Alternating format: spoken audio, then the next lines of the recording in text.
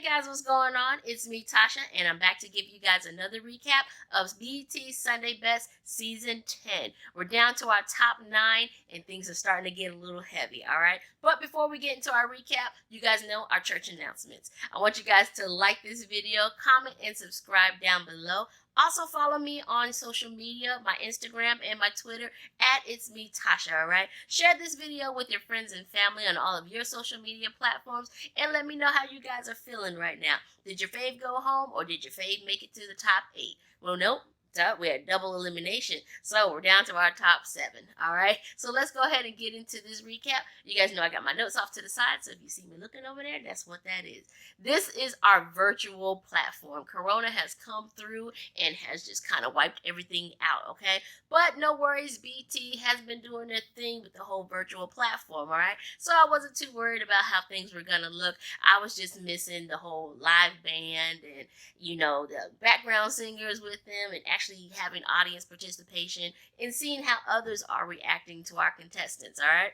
So our top 9 are going tonight. Tonight is the remix version, so we're taking quote-unquote secular songs or just say mainstream songs from R&B, and we're making them and giving them a gospel twist, all right? Changing up the lyrics, which was a little weird on some of the songs, but altogether it was all good, all right? Anyway, Yolanda Adams opened up for us, and she did What a Friend, Patti LaBelle, I believe it was, and she killed. As you heard, the sound was very different because, like we saw, we don't have a live band, so they're singing to tracks, and I don't know, maybe it was just my TV, but the tracks were lower, and so you got a lot of vocal with each performance, including Yolanda's. But no worries, because Yolanda do her thing. I like her. She do no wrong in my book, all right? So, Yolanda, you did your thing, girl. Thank you, and I appreciate that. All right, y'all, let's go ahead and get into our contestants of the night. And I don't know, I'm a little bit of a conspiracy theorist, and I think that the way that they organize and line up these contestants, there's something to the order of which we see them. I haven't quite figured it out, but I'm going to figure it out because, you know, when one contestant was dropping the ball, another came in and swooped in and gave me what the previous contestant didn't. That's what I was noticing. So first up, we have Mr. Marquis Harris. He did Whitney Houston's Run to You. For Marquis, I'm not surprised that that was the song chosen or given to him.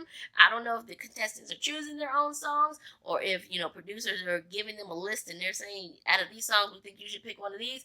But I can kind of see him singing this song because even though I personally do not favor Marquis, and I think that he shouldn't have even been in the top 10, but my thing with him is that he's one of those singers that really wants to show you that he can sing, so he's going to pick a Whitney Houston song. And I feel like a lot of people, well, I'm not going to say a lot of people. I feel like a lot of really good singers and a lot of people who are technically good singers will pick a Whitney Houston song because they want you to see that. They're not really looking for what Kirk told Marquis was, you need to know how to communicate from your heart to the people. And that's what I'm missing. Me personally, you can sing bad notes, but if your heart is in it, you know, I'm going to give you some kudos for it. So that's what's missing from Marquis. Well, that's what's missing with Marquis for me. Okay, I just don't connect with him.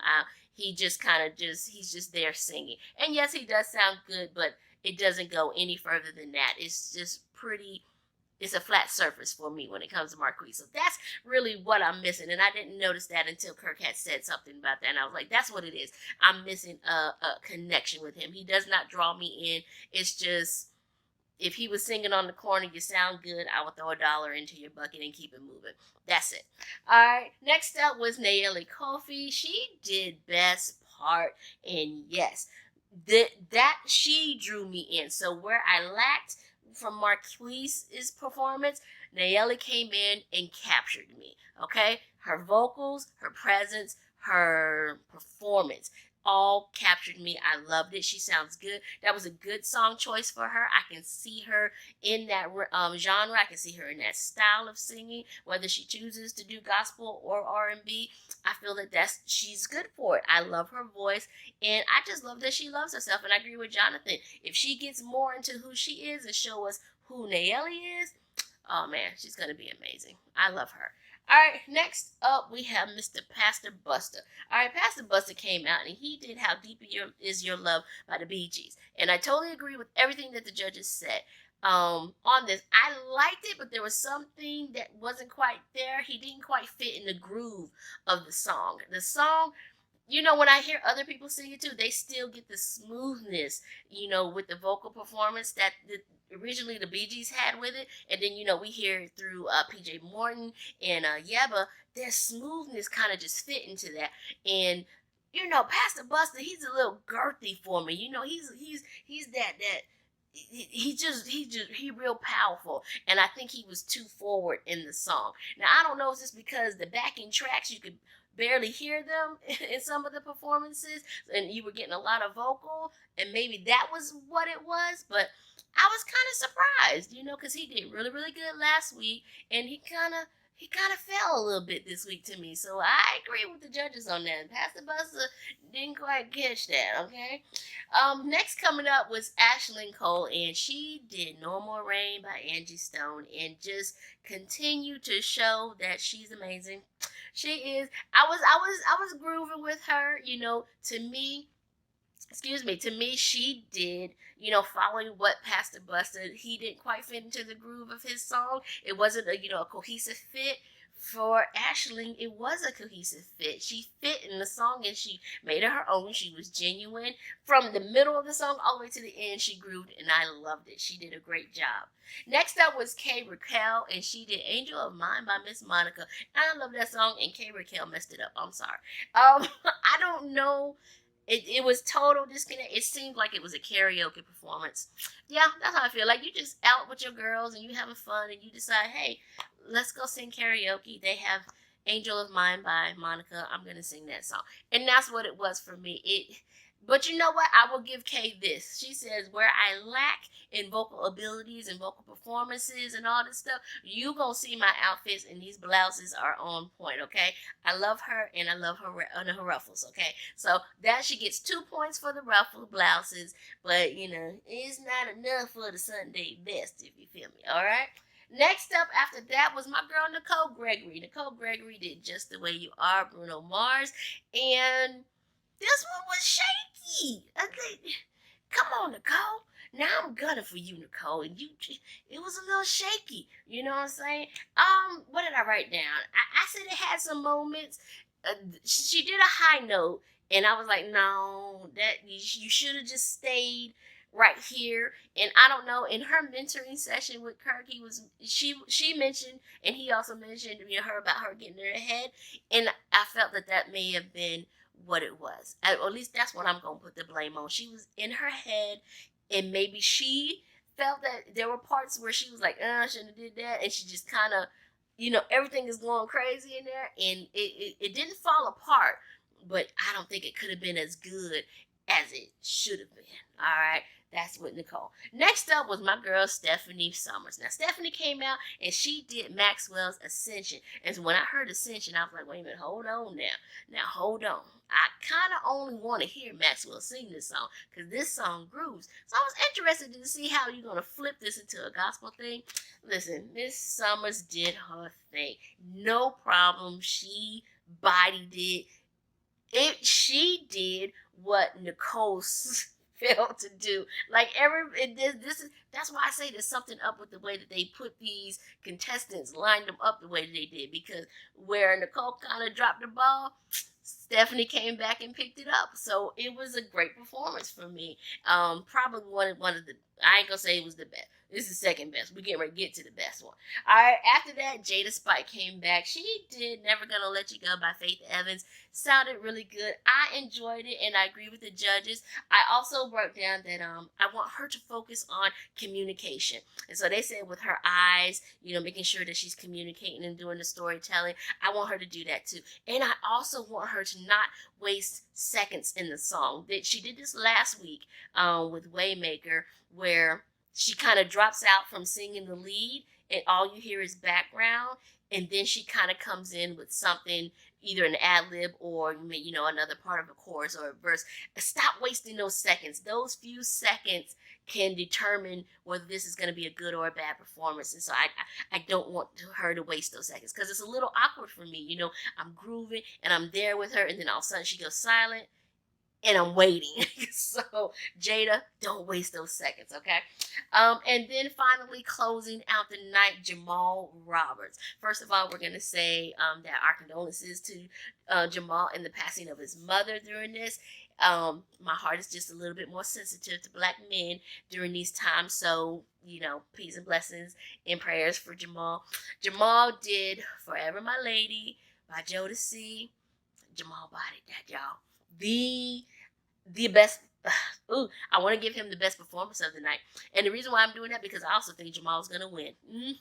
There it is. I am putting my faves down for the night, because I think I got them in order. I actually have 4 that I want to see make it all the way to the top, but I think Jamal is going to win. I also think that they are gunning for Jamal to win. Just kind of got that, ever since his audition. I just kind of felt like the producers were kind of pushing him on us, but he deserves it.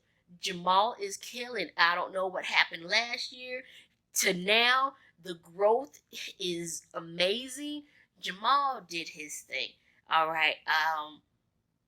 He just did his thing. He hands down best performance of the night for me. All right. So the judges, they do their virtual deliberation. They're able to pick their top 6, I believe. No, the top 7. Yeah, the top 6. So they had 3 in no, wait a minute. Yeah, 3 in the bottom. And we're sending 2 people home, guys. Listen, the Rona is out there, so we ain't trying to hold on to all. It costs to produce these shows, whether you at Tyler Perry Studios or you going to people's homes. It costs to do this. So the double elimination. Our bottom 3 end up being Raquel, Pastor Busta, and Marquis Harris, you guys. And surprisingly, well, not surprisingly, they sent Kay home. We kind of all saw that one coming. But they sent Pastor Busta home, y'all. Now, I'm sorry. Y'all know how I feel. I think Marquis should have been sent home. The judges love him, though. They say he sounds great and everything. I'm letting you. I wouldn't buy one of his records. I don't care how good it sounds. I don't think I would buy a record from Marquis. If he were to make a single right now, I'd listen to it. But I'm not gonna spend money on it. What's the like in the Temptations movie, and he asks, would you spend your last dollar on the sandwich or this record? When it comes to Marquis, I'm gonna eat. Okay, I'm gonna say.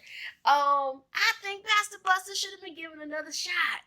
Because he did really good last week. He did. He knows what lane he's supposed to be in.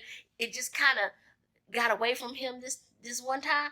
And yeah, I don't know. But y'all let me know how you feel, because I wasn't feeling it. So, but yeah, that's it. So we're going on, and y'all, we got another double elimination next week. So I'm really gonna be upset, because now I'm thinking, okay, I know who I want to go home as one, but we're gonna lose. I'm gonna lose another one of my favorites. So I definitely am enjoying Jamal Roberts, Ashlyn Cole, Stephanie Summers, and I'm gonna throw Jada in there, because I think she may make it to the top 3. I think Jada will probably make it to the top 3, but I think Ashlyn is gonna give them. Ashlyn and Stephanie are giving the top runners. The top runners, a run for their money. So that's how I feel. I think our top 3 will probably be Jamal, Jada, and Stephanie.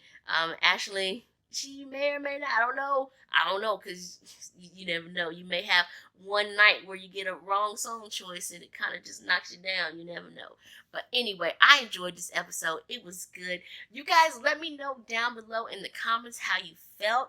How you feeling about the double elimination? Did you like the virtual presentation? Did it lack anything for you? I got my groove on here at the house, so nothing was lacking on my end, even though I was worried. But no worries, BT knows what they're doing. All right. Anyway, guys, I will see you next week. All right. I forgot what they said the thing was gonna be, the theme was gonna be. I forgot that. But anyway, it's gonna be good because we got some really good singers here, and now it's time to battle. All right, I'm excited. Thank you guys so much for watching, for commenting, for sharing, for liking, for subscribing, for following me on my social media. I will see you guys next week. Have a blessed week. Thank you so much. I love you. God loves you, and Jesus can save. Bye.